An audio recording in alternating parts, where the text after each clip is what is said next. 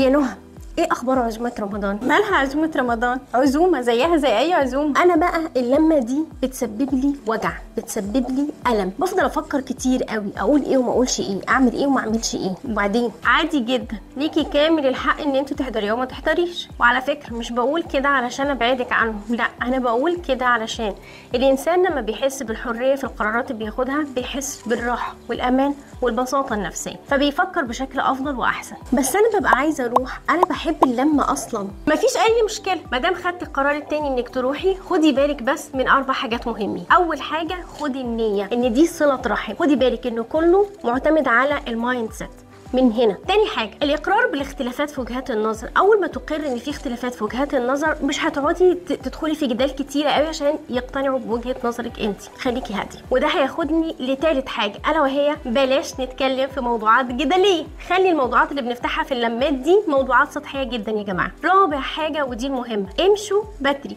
منظار خفف يا جماعه علشان ما نتعمقش اكتر. امشوا وانتوا ما شبعتوش منهم ولا هم شبعوا منكم. خليكم كده على شقه. لما بنكون على شقه يا جماعه بنفضل نقول احنا عايزين من ده تاني، فخلينا اصلا على لقطه الشقه دي. على فكره الكلام ده ليكوا انتوا كمان، طبقوه وهتنبسطوا.